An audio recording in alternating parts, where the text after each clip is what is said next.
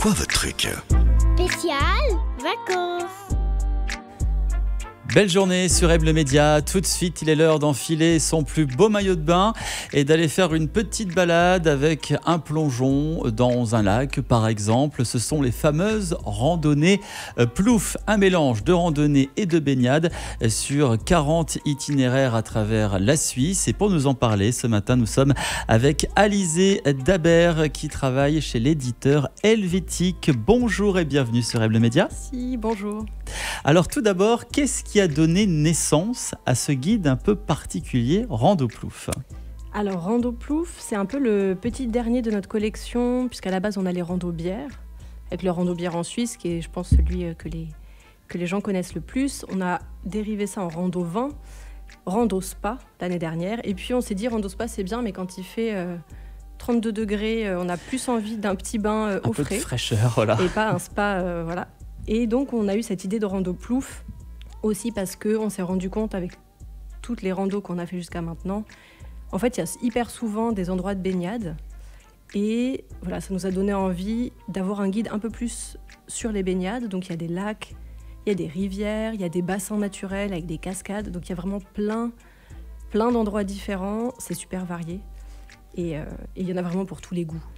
Donc 40 itinéraires sont répartis dans toute la Suisse, donc aussi bien en Suisse alémanique qu'en Suisse romande ou au Tessin. Hein. C'est ça, en fait on fait toujours une édition en français et une en allemand, qui sont parfois légèrement différentes. Donc là, dans le français, vous avez 20 itinéraires qui sont en Suisse romande. Et puis les 20 autres qui sont répartis, il y en a, je crois, 2 dans les Grisons, 1 ou 2 dans le Tessin, et puis le reste plutôt en Suisse alémanique. À qui s'adresse ce guide concrètement? À tout le monde? Alors, c'est vraiment un guide pour tout le monde, parce que c'est des itinéraires de rando qui sont hyper accessibles. Donc aussi bien aux marcheurs du dimanche qu'aux gens qui sont des compétiteurs. Hein. Oui, alors il est possible que les compétiteurs aillent un peu plus vite. Peut-être que la rando de 2 heures sera un peu courte pour eux s'ils font ça Sport plaisir, mais en marchant activement. Oui, les itinéraires, ils font entre 2 et 4 heures généralement. Et l'idée, c'est vraiment d'y aller en famille. Il y a très peu de dénivelé, avec quelques exceptions près, mais dans ce cas-là, il y a toujours un itinéraire, une variante qui est proposée. L'idée, c'est de partir en famille, parfois avec des enfants. Et donc, c'est des itinéraires qui sont vraiment adaptés à tout le monde. Et l'idée, c'est de se baigner, soit pendant la balade, soit à la fin.